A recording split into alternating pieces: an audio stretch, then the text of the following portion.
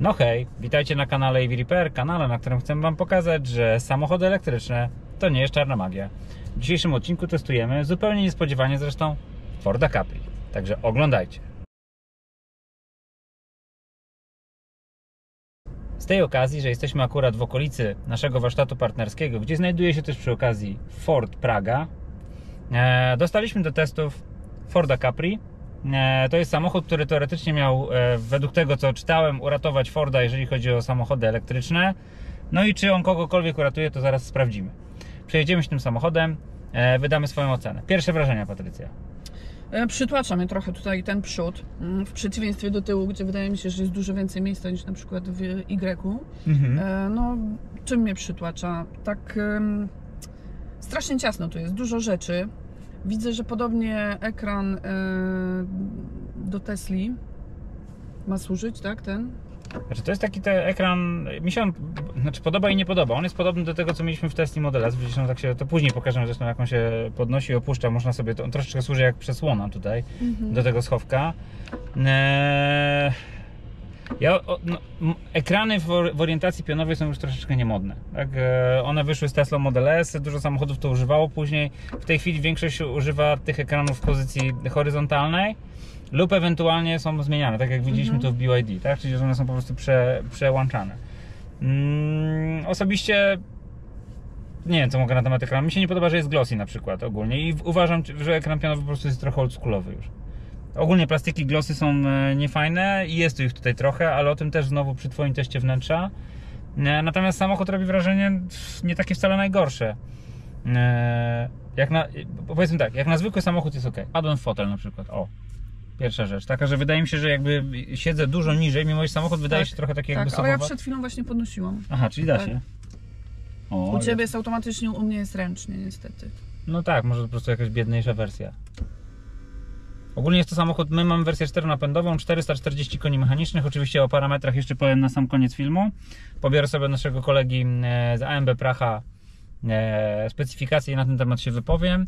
Natomiast na tą chwilę wnętrze też musicie nam wybaczyć, bo troszeczkę odeszliśmy od tych testów samochodów i chyba robimy tak jakby odkrywamy od nowa to wszystko. Ale że nadarzyła się okazja, mówię, dobra, bierzemy tego Forda i po prostu jedziemy zobaczyć, jak się tym jeździ, bo faktycznie chyba jeszcze nikt tego Forda Capri nie testował. Nie wiem, czemu ludzie tak przestali się interesować Fordem. To co, ruszamy? Tak, jeśli chodzi o rozmiar, to chyba byśmy go do trójki porównali. Nie, no myślę, że do Y bardziej. Do Y? Tak, bardziej to jest Y. Jednak ten samochód jest wyższy. Pierwsze wrażenie jest takie, że jest mniejszy w środku.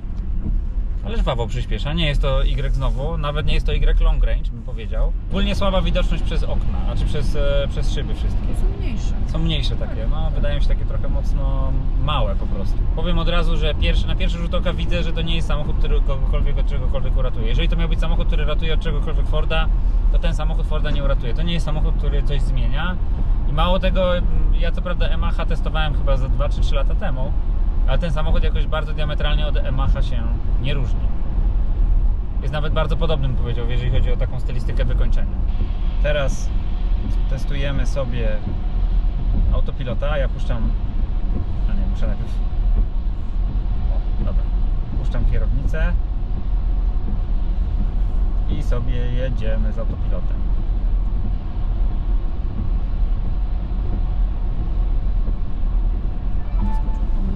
Tak, jest komunikat pierwszy. Prędkości nie zmienia, nie zwalnia. O, jest czerwony. Takie przyhamowanie. Czyli robi dokładnie to, co powinien. Czyli samochód dawał sygnały, zwolnił, przyhamował tak, żebyśmy zrozumieli, że coś się dzieje. Później włączył awaryjny i tak zaczął zahamowywać, utrzymując jednocześnie pas. Dodatkowo jeszcze zrobił SOS, także mam nadzieję, że zaraz nie będzie ktoś do nas zaraz tutaj dzwonił. Mamy taki bardzo prosty ekran HUD, tak, który pokazuje nam ograniczenie prędkości i naszą aktualną prędkość. Nie wiem, czy jesteśmy w stanie coś więcej na nim pokazać. Będę później z tym walczył, ale tylko chciałem pokazać, że jest bardzo, bardzo wyrazisty, tak? Także ja go świetnie widzę i wyświetla mi się on tak jakby na drodze. Styl amerykański, bym powiedział. Jeżeli chodzi o zawieszenie, styl prowadzenia, odczucia w drodze to jest taki amerykański samochód. Ja już to wielokrotnie mówiłem przy teście jakiegokolwiek amerykańskiego samochodu, a szczególnie też powtórzę i znowu tutaj na dole znajdziecie link odnosząc się do Yamaha. Amerykańskie samochody mają dużą specyfikę. Ci, którzy jeżdżą dużymi amerykańskimi samochodami, to chyba będą w stanie to potwierdzić. Nie wiem, odczucie takiej dużej bezwładności w zawieszeniu. Większy komfort jest jazdy, jest tu wygodniej, nie stuka tak niestety zawieszenie takie jak w Tesli. Tak, nie jest takie w Tesli, gdzie czujemy te wyboje naprawdę mocno, nawet w Tesli Model Y czujemy je zdecydowanie mocniej niż tutaj. Także samochód jest po prostu komfortowy. Myślę, że to jest samochód dla ludzi właśnie powiedzmy z mojego pokolenia i starszych, którzy mają sporo nawyków jeszcze z samochodów spalinowych i cenią sobie komfort i przede wszystkim tą wysoką pozycję siedzenia. Jedyne co mnie zniechęca, no to jest to, że ten samochód ma strasznie niski dach. On jest tak jakby, my później pokażemy wam bryłę z zewnątrz. Bryła jest teoretycznie sportowa. Samochód jest taki jakby SUV-em jednak. To w sumie to nie wiem jak go sklasyfikować. Ale taki jest właśnie duże auto, ale z takim niskim dachem i to widać też po widoczności w szybach. Jakby ta widoczność przez szyby jest jednak zdecydowanie gorsza nawet niż w Tesli Model Y. A w Tesli Model Y przypominam, że tam z tyłu jest problem, nie? Jeżeli chodzi o tak zwane 360 stopni, to w Tesli Model Y z tyłu są te słupki bardzo duże. Trochę zasięg mnie martwi, no bo jednak jeżeli przy 93% pokazuje 300 parędziesiąt km, a wiemy jeszcze, że przecież te samochody one czasami pokazują mocno na wyrost, no to tutaj może być ciężko z tym. Myślę, że można by go porównać do tego samochodu, który ostatnio testowaliśmy, to był BYD Seal U, który też był taką, znaczy BYD Seal U akurat był adaptacją z hybrydy, ale on też tak myślę, że realnie te 250-300 by zrobił i tutaj też myślę, że tak może być. Number one.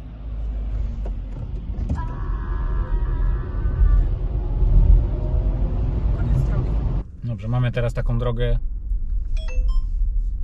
nie wiem jak to nazwać, lekko bardziej country road.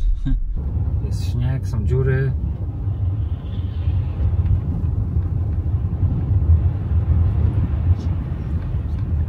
Nie no, fajnie wybiera. To jest taki mocno poszatkowany asfalt. Co? Bardziej tak buja. No tak, buja, no ale to tak jak w amerykańskich samochodach. No to podobnie było w Yamaha też. Wrażenie takiego bujania. O, pojadę tam prosto jeszcze na tamtą drogę, taką gorszej jakości.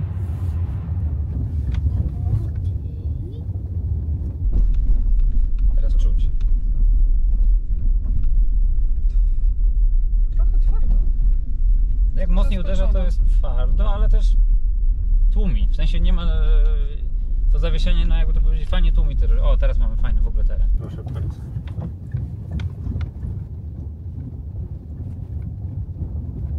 Ale cichutko jest. Tutaj nie będę się za bardzo zapuszczał, bo zaraz nie wrócimy. Ale jest ok.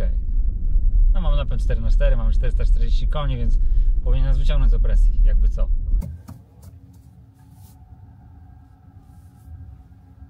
No nie powala. Nie jest to na pewno... Który to samochód miał taki super promień skrętu, nie wiem czy pamiętasz? Ten długi taki Kia, dziewiątka? Kia V9 miał fajny skręt i Cybertruck, nie? No bo Cybertruck ma tą tylną oś skrętną. Bardzo fajnie się sprawuje ten wyświetlacz chłód. Tak? No, jest taki wyrazisty. Wyrazisty jest, no to ja też to widziałem. Teraz jak jedziemy po tej takiej zaśnieżonej drodze, to słychać jednak od spodu taki szum. Słychać szum jak śnieg tam przerzuca na nadkolach. No ale to, żeby nie było w Tesli, słychać jeszcze gorzej, nie? No myśmy jak jechaliśmy, to myśleliśmy, że drzwi są otwarte. Tak. Także... To okno, myślałem, że okno jest otwarte. Ale sądziłam, że będzie może trochę lepiej wyciszone. Jesteśmy teraz w lokalnym praskim EV Repair, jest z nami kolega Adam. Adam w tej chwili będzie podnosił razem ze mną Forda Capri. Hi Adam. Hello. So, Adam. This is Adam.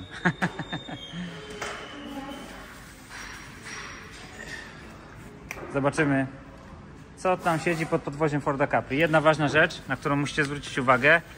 Tutaj nie ma plastikowych osłon, to są pełne felgi w ten sposób ukształtowane do redukcji oporów aerodynamicznych. No z jednej strony faktem jest takim, że to rzeczywiście dobrą robotę robi, z drugiej strony to musi być niesamowicie ciężkie. Przyjrzyjmy się jeszcze oponkom. 20 na wysokim profilu, 45. Więc tutaj jeżeli chodzi o wielkość koła, to byśmy to przyrównali chyba bardziej do Tesli Model S, chyba nawet do Tesli Model X bym powiedział. Podnosimy teraz. So Adam, what can you tell us about this suspension? It looks like extremely not sophisticated one. It's normal, like any other car. Yeah, it is. It is. There is no sophistication in it. So Nokian, I think we like this brand quite a lot. 20 by 45 by 255. So it's a specification very similar to Tesla Model X, which means I think it increases the comfort of driving, which we have seen. So Adam, let's go up. Let's see what is below. Mamy tutaj bardzo klasyczne zawieszenie z tyłu, wielowahaczowe, mocno przypominające to, co mamy w Tesli, aczkolwiek mamy rozdzieloną sprężynę od amortyzatora, opartą na dolnym wahaczu, ale nie ma tu niczego zaskakującego. Trochę niepokojące jest to, jak mocno jest odsłonięty silnik i kable, niektóre kable wysokiego napięcia. Tak jak widzicie. Asymetryczne półosie. Tak, asymetryczne półosie, także skrzynię rozdzielczą mamy przesuniętą trochę bardziej w tamtą stronę. Półosie mają układ asymetryczny, jedna jest krótsza, tak jak widać. Osłony zapewniają nam dosyć w miarę dobre tłumienie oporów powietrza. Natomiast mamy tu takie wnęki nieosłonięte, przez które to powietrze gdzieś tam dochodzi do jakichś zawirowań. Zawieszenie z przodu jeszcze bardziej klasyczne niż to, co znamy z innych samochodów elektrycznych, no bo mamy kolumny MacPersona, czyli prostota, bardzo duże uproszczenie. Przednie wahacze trójkątne, na których opiera się przednia zwrotnica. Bateria, bardzo fajna płaska bateria, także cała ta jakby przestrzeń pod samochodem jest w miarę wypłaszczona. Dosyć duże wloty powietrza, przez które widać chłodnicę klimatyzacji. No, wydaje mi się, że mogło to być trochę bardziej zabezpieczone przed liściami. Obawiam się, że tam będą się zbierać liście. To tak serwisowo. A tutaj mamy ciekawą i fajną niespodziankę i duży plus w stosunku do Tesla na przykład, czyli automatycznie wysuwany hak. Także jest to super opcja, może później uda nam się pokazać, jak to fajnie działa. So again we have Adam from our local EV repair. Again, hi. Hello. Adam, if you can say something from your side, because you are quite experienced in Ford, so about, you know, what is underneath of this car, comparing to other Fords? Yeah, this is normal suspension, normal hydraulic suspension. It's basic. But I've seen one thing which surprised me a lot. Brake drums. Yeah, because it's cheaper. Just like that. Yeah. Also hydraulic suspension, not air suspension like Tesla.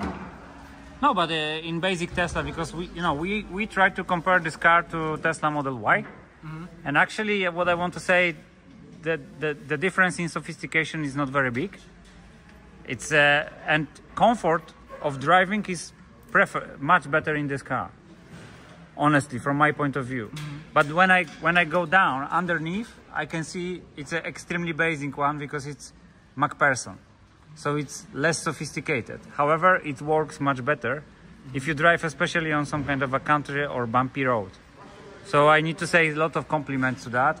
And also I think from the servicing point of view, this one is much easier to be serviced. Yeah, it is normal arm and only two balls. And it's on. And also the joint is replaceable. Yeah. Which is not in Tesla. It doesn't work like that. It's not Ford thing. It's Volkswagen thing. Ford don't have it. Okay. It has one board here and almost put it down. Okay. It's only in Volkswagen, not in Ford. Okay. So it's not replaceable. Yeah. This is platform of Volkswagen ID4. So Okay.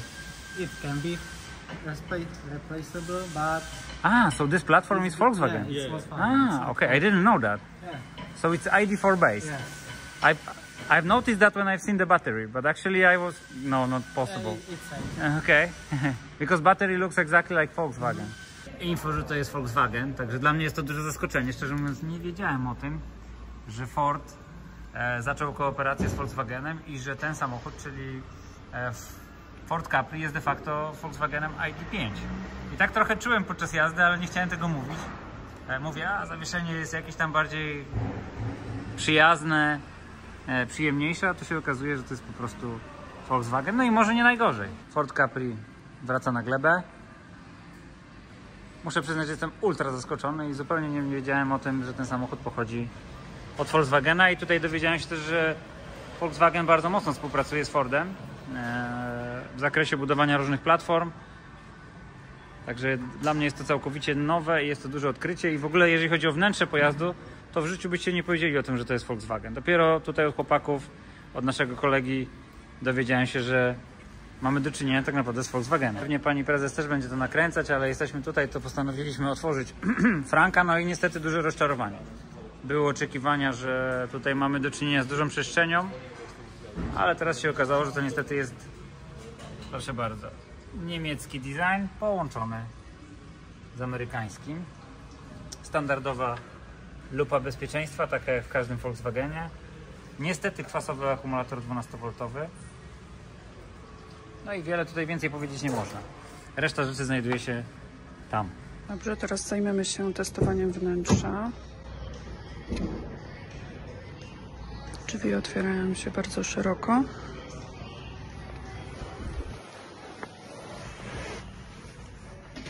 Fotele są wygodne. Tutaj jest regulacja, można podwyższyć i zapisać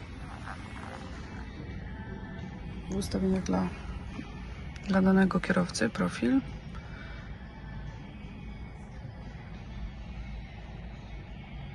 Kierownica z dużą ilością manipulatorów. Coś, za czym ja akurat osobiście nie przypadam. To, co jest fajne, to to, że manetka jest tutaj w kierownicy, zmiany biegów. Kierunkowskazy i spryskiwacz. Tutaj mamy jeden wyświetlacz podręczny, a tu jest drugi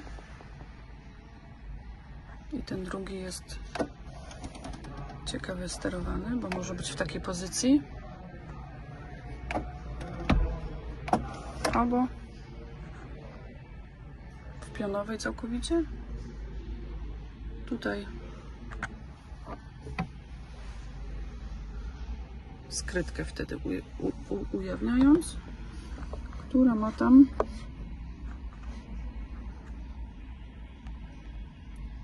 gniazda USB-C oczywiście. Tutaj awaryjne oraz sterowanie głośnością. Tutaj mamy schowek z ładowarką indukcyjną. No w takim niefortunnym położeniu, bo jak się kładzie telefon, to nic na nim nie widać, więc nie można na przykład ładować i nawigować jednocześnie. Dwa cup holdery.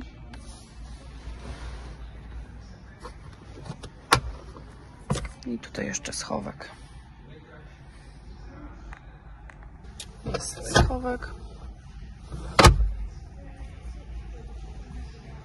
Sterowanie nawiewem ręczne. I tutaj jeszcze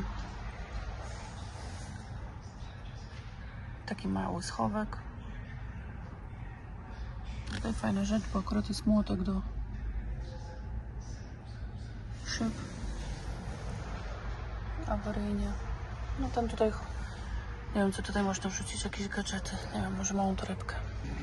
W wersji, którą jechaliśmy, tutaj ten fotel był pasażera, był sterowany ręcznie z wajchy, natomiast tutaj ten w salonie ma też automatyczną regulację fotela.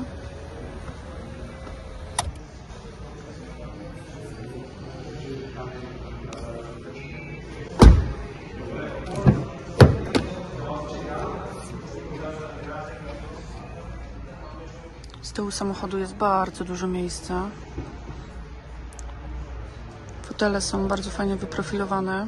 W której z przodu jest dużo miejsca na nogi dla pasażera.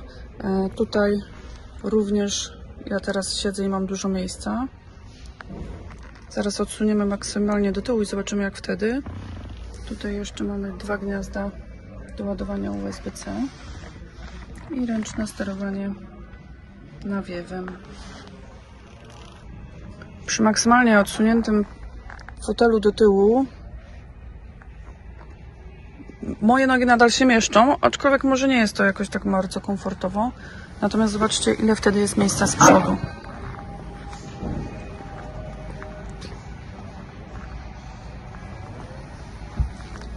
Siądę i Wam to zademonstruję, że nawet przy maksymalnie odsuniętym fotelu do tyłu nie sięgam tutaj nogami do końca. Także bardzo dużo miejsca.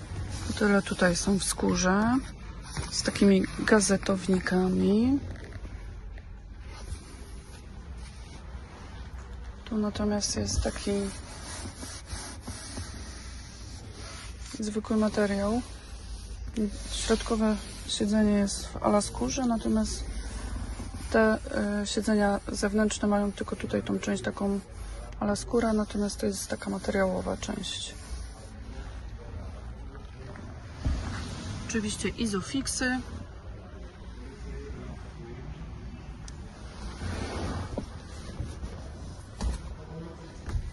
I cup holder. Widzę, że tutaj jest także możliwość przewozu nart.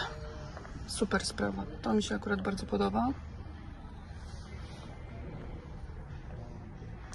I tego brakuje na przykład w Y. Także tutaj duży plus. Port ładowania jest po innej stronie niż w Tesli, po przeciwnej. Otwiera się go poprzez przyciśnięcie. Tak jak w większości samochodów. Przy zdjęciu klapki. Standardowy test wsiadania. Pierwsza rzecz, to chciałem powiedzieć, że kąt otwierania drzwi jest bardzo duży, blisko do 90 stopni, co zresztą widzicie. Tutaj mamy bardzo dużo miejsca i swobodne wsiadanie do pojazdu. Wsiada się jak do SUV-a, jest troszeczkę wyżej, ale z drugiej strony mamy taką dosyć duże koryto, taki efekt koryta, czyli nie jest podłoga płaska, tak jak mamy na przykład to w Tesli, tylko mamy takie zagłębienie dosyć głębokie i to powoduje, że tak nie do końca jest super luksusowo. Natomiast sama pozycja za kierownicą jest bardzo dobra. Ja sobie jeszcze ten fotel odsunę na maksa do tyłu. O, i to jest na maksa. I to jest mniej więcej tożsame z tym, co mamy do dostępności, jeżeli chodzi o Tesla Model Y. Czyli możemy prawie niemalże wyprostować nogę. Kierownicę mamy niestety regulowaną manualnie. W Tesli, jak wiecie, mamy to regulowane w każdej Tesli praktycznie z ekranu, ale to jest ustandaryzowane. Natomiast to nie jest najważniejsze. Pozycja jest fajna, jest dużo miejsca. Niestety to, co mówiłem też podczas jazdy, jest nie za dużo miejsca nad głową. Mamy tutaj około, nie wiem, 5 cm przy mojej posturze, czyli dobrze, ja to może postaram się to lepiej pokazać. Przy mojej posturze mamy około 5 cm, no to jeżeli ktoś miałby na przykład 1,90 m, to już może mógłby ocierać o podsufitkę. Na szczęście fotel można spuścić jeszcze w dół, o zobaczcie. W ten sposób, no i wtedy tego miejsca robi się już mniej więcej tyle, tak? Czyli jesteśmy w stanie, wydaje mi się, to musiał oczywiście ktoś odpowiedniego sprawdzić, ale wydaje mi się, że moglibyśmy zmieścić tutaj dwumetrową osobę.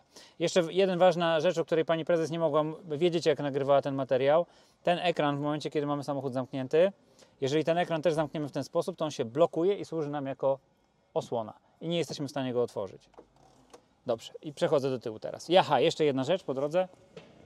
Mamy tutaj takie wnęki. My sprawdziliśmy po drodze. Niestety za dobrze nie wchodzą tutaj bidony. Nie wiem, czy to udało się pani prezes sprawdzić. Nie udało się. Nie mamy teraz bidonu, ale myśmy sprawdzali taką butelką od Oshi. Nie wiem, czy kojarzycie taki format. To jest chyba około litra. I tutaj nie za dobrze wchodziła. Także to tutaj na lekki minus, jeżeli chodzi o Ford. No i dodatkowo to wszystko jest takie mocno plastikowe. Jedna od razu uwaga. Oczywiście mamy tu klasyczne klamki. Takie zresztą jak w Volkswagenie, które mają dodatkowo tutaj oświetlenie. Nie wiem, czy to widać. Ja tu postaram się palcem pokazać. O, proszę. Czyli w nocy zawsze trafimy do klamki, nawet jeżeli byśmy byli nietrzeźwi. Pamiętamy, że nie prowadzimy w stanie nietrzeźwym. Znowu, kąt otwarcia drzwi bardzo dobry. Zobaczcie, ja mam siedzenie teraz odsunięte totalnie na maksa, jeszcze spuszczone w dół i spróbuję wsiąść tak. No, w tej sytuacji nie jest już za wesoło, czyli jak widzicie, mam bardzo mocno ściśnięte kolana, muszę mieć rozłożone nogi, żeby w ogóle wytrzymać tutaj z tyłu. Ale ja teraz pójdę i ten fotel wrócę i zobaczymy, jak to będzie wyglądało. No i miejsce jest podobnie jak w Tesli Model Y, natomiast co muszę powiedzieć, to nie zgadzam się z teorią, którą wysnuła pani prezes w momencie, kiedy jechaliśmy tym samochodem. Jednak z tyłu wydaje się, że tego miejsca jest troszeczkę mniej. żebyście mieli pełną świadomość, w mojej ocenie tego miejsca jest trochę mniej. Z tyłu nad głową miejsca jest podobnie, czyli mamy tyle mniej więcej nad moją głową. O, proszę zobaczcie sobie, tutaj pokazuję. To jest około, nie wiem, 4 do 5 cm. No i tutaj oczywiście regulacji już żadnej nie ma. Tak? Czyli dla osoby dwumetrowej może być kłopotliwe siedzenie z tyłu. Zagłówki 3, zagłówki regulowane. Z tyłu oczywiście mamy też system Isofix, ale to rozumiem, że pani prezes o tym powiedziała. Może też nie będę mówił o kieszeniach. Jedyna uwaga z mojej strony, też taka, którą zawsze o której mówię w momencie, kiedy mówię o samochodach, z perspektywy posiadania dzieci, których my posiadamy aż 3, z tyłu siedzenia powinny być obite plastikiem lub czymś, co jest bardziej udaroodporne niż taka skaja, no bo to skóra w rzeczywistości nie jest. I tutaj dzieciaki będą zostawiać ślady stóp, będą to obcierać, mogą to niszczyć tutaj tą strukturę, więc moje zdanie jest takie, że to nie powinno tak wyglądać, powinno być to bardziej plastikowe, natomiast oczywiście wygląda to fajnie. Z moich takich jeszcze dodatkowych uwag, bo oczywiście tak jak zakładam, pani prezes to już wszystko powiedziała, no to, że każdy ma swój uchwyt indywidualny, to jest super. I tego bardzo brakuje w Teslach. Wbrew pozorom to daje takie dodatkowe poczucie bezpieczeństwa i równowagi w momencie, kiedy samochód skręca. Na zdecydowany minus akurat też i w tej wersji widzę, że jest to samo, czyli bardzo ciemne wnętrze i to mi się akurat nie podoba. Jest tak po prostu ponuro. Natomiast siedzenia są bardzo fajne, mają dodatkowo jakiś taki inny materiał. Nawet nie jest to welur, który jest, jakby to powiedzieć, przewiewny. Tak? I nie będziemy mieli tego efektu, który mieliśmy w Teslach. Nawet jeżeli tutaj nie ma wentylacji, bo nie ma, to nie mamy tego efektu jak w Teslach, że będą nam się pociły plecy, no bo Tesla ma po prostu ceratowe siedzenia. No i znowu tutaj ta wnęka jest duża, ale mało praktyczna, nie jest wyścielana żadnym materiałem tak jak w Tesli, więc cokolwiek tam położymy, to będzie nam trzaskać, a dodatkowo po prostu jest ciężko coś tutaj włożyć. Po prostu wyprofilowanie tego wejścia do tej wnęki jest no takie niezbyt fortunne. No dobrze, więc mamy okazję, pani prezes mi pozwoliła otworzyć frank. W naszym Fordzie Capri to nie jest takie proste, bo to jest, okazało się, tak jak zresztą będziecie widzieć na naszym materiale, okazało się, że Ford Capri to jest tak naprawdę Volkswagen ID.5. Pewnie pani prezes teraz za kamerą się zatrzęsła, bo taka jest prawda. Jak widzicie, tutaj mamy już problemy standardowe z akumulatorem 12V, także musi być podłączony booster, żeby samochód nam się każdorazowo odpalił. I to jest normalne, bo samochody z rodziny Volkswagena używają akumulatorów kwasowych, jakbyś mogła pokazać. Akumulatory kwasowe nie są najlepszym rozwiązaniem do samochodów elektrycznych. Tak jak widzicie, mamy tutaj elementy z Volkswagena, jakbyś mogła przybliżyć. Tak, i mamy elementy z Forda. Czyli jest to taki specyficzny miks. Z tego, co się dowiedziałem tutaj, Volkswagen ostatnio dosyć mocno współpracuje z Fordem właśnie w dziedzinie wymiany platform i ta platforma to jest ID.5, gdzie Ford Explorer to jest platforma ID.4 i do Forda Explorera jeszcze podejdziemy. Kolejnym samochodem, który został zrobiony w kooperacji z Volkswagenem jest Ford Explorer. Okazuje się, że jest to platforma ID.4, czyli w rzeczywistości Ford Explorer jest delikatnie mniejszy od Forda Capri, co też jest bardzo ciekawe.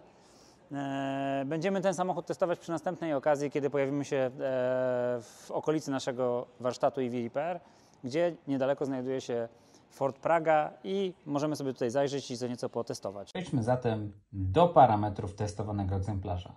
Na wstępie, co zresztą pewnie widzieliście, muszę podkreślić, że myśmy zorientowali się dopiero podczas testu, że ten samochód jest zbudowany na platformie MAB od Volkswagena. Czyli jest to tak naprawdę platforma ID.5, a ja się dopiero zorientowałem wtedy, kiedy weszliśmy pod spód i zobaczyliśmy bębny. Co do parametrów. Samochód oczywiście parametry ma podobne do swojego bliźniaka, czy nazwijmy to brata z rodziny Volkswagena. Długość całkowita pojazdu to 4 m 63 cm. Długość całkowita z hakiem holowniczym zaś to 4 m 73 cm. Szerokość ze złożonymi lusterkami to 1,94 m, a z rozłożonymi 2,6 cm. Wysokość całkowita bez załadunku to 1,62 m, natomiast rozstaw osi to 2,70 m, prawie 8 cm. Prześwit samochodu różni się w zależności od wersji. Pojemność bagażnika liczona od podłogi do dachu przy wersji 5-miejscowej z rozłożonymi siedzeniami to 627 litrów. W wersji AWD 622 litry. Nie wiem, z czego wynika różnica. Jest jeszcze wersja, której tutaj niestety nie mieliśmy nawet okazji zobaczyć, tylko dwumiejscowa, która ma pojemności aż 1510 lub 1505 w zależności od wersji litrów pojemności, przepraszam. W zależności od wersji napędu i wersji bateryjnej też różna jest masa całkowita pojazdu. I tak w przypadku wersji tylnonapędowej z mniejszą baterią to jest 2500 kg, tylnonapędowej z większą baterią to jest 2685 kg, a w wersji dwusilnikowej z większą baterią to jest 2745 kg. Przyspieszenie od 0 do setki znowu też jest różne w zależności od modelu. W wersji RWD, tej takiej najbardziej podstawowej, to jest 8,7 sekundy do setki. W wersji tylnonapędowej z większą baterią i z mocniejszym silnikiem oczywiście to jest 6,4 sekundy do setki, a w takiej wersji, jaką jeździliśmy, 5,3 sekundy do setki. Dodatkowo wersja tylnonapędowa, ta podstawowa, ma ograniczenie prędkości do 160 km na godzinę. Pozostałe wersje mają już 180 km na godzinę. Jeżeli chodzi o szybkie ładowanie, to tutaj w zależności od wersji też mamy różne prędkości ładowania. W sytuacji najmniejszej baterii jest to 145 kW, w sytuacji większej baterii, o dziwo, jest to mniejsza prędkość ładowania. Mówię tu o wersji tylnonapędowej, bo tylko 135 kW, a w wersji dwusilnikowej 185 kW.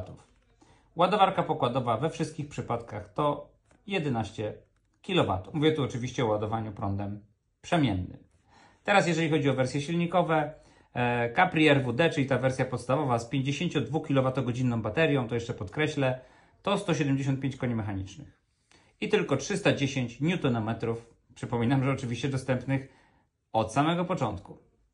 Wersja Capri RWD, ta mocniejsza, z większą baterią 77 kWh, ma do dyspozycji już 286 koni mechanicznych, czyli 210 kW i aż 545 Nm.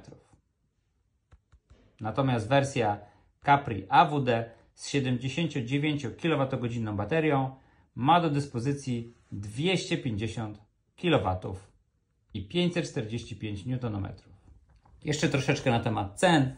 Jeżeli chodzi o polski cennik, z jakim mieliśmy okazję się zapoznać, no to dla wersji tylnonapędowej z tą mniejszą 52 kWh baterią cena podstawowa to jest 207 tysięcy, no prawie 208 tysięcy, natomiast po dopłatach producent wylicza cenę na poziomie 180 tysięcy bez 10 zł.